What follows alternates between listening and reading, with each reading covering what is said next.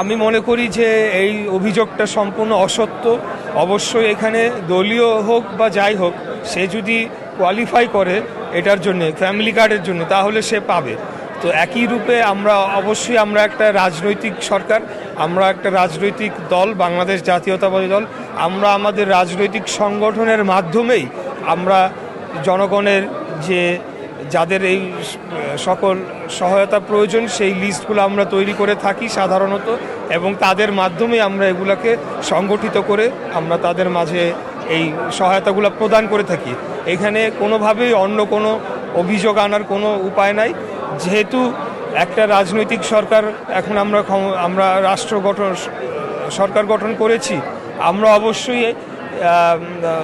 আমাদের দল করুক বা কোনো দল না করুক, যেই করুক, যারা এটার জন্যে কোয়ালিফাই করবে এই সকল সহায়তার জন্য, তাদেরকে আমরা অগ্রাধিকার দিচ্ছি।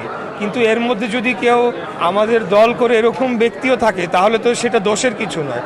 তারা যদি কোয়ালিফাই করে তারা সেটা পাবে, এটা হলো আমাদের কথা। এখানে যারা অসহায়, দুস্থ এবং যারা গুম পরিবার, নির্যাতিত পরিবার, এবং আমাদের এখানে মাইনরিটি পরিবার অনেক রয়েছে যারা আর্থিকভাবে সচ্ছল নয়, তাদেরকে আমরা একটা ঈদের উপহার দিতে এসেছি।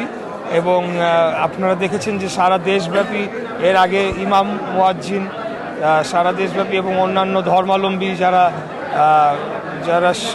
ধর্মগুরু যারা আছেন, তাদের জন্য একটা ঈদের আগেই একটা সম্মানের ব্যবস্থা করা হয়েছে। এছাড়া বিভিন্ন সামাজিক সোশ্যাল সেফটি নেটের আওতায় বিভিন্ন কার্যক্রম গ্রহণ করা হচ্ছে। তো বিষয়টি অবশ্যই পজিটিভভাবে দেখছি।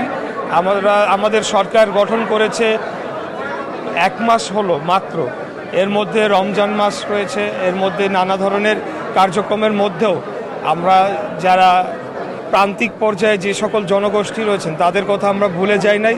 এবং এই ধরনের আমরা এছাড়া আপনারা দেখেছেন যে সারা বাংলাদেশে 12টি সিটি কর্পোরেশনের পরিচ্ছন্ন কর্মীদেরকেও একটা ভাতা প্রদান করা হয়েছে। তো আমরা এই ধরনের যে চ্যারিটেবল কাজ সবসময় বাংলাদেশ জাতীয়তাবাদী দল বিএনপি করে আসছে।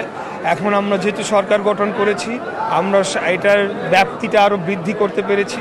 আমরা সরকারের যে রিসোর্সেস আছে সেগুলোকে সঠিকভাবে কাজে লাগানোর চেষ্টা করছি, এবং যাদের এই অর্থের প্রয়োজন তাদেরকে আমরা কিছুটা সাহায্য করার চেষ্টা করছি।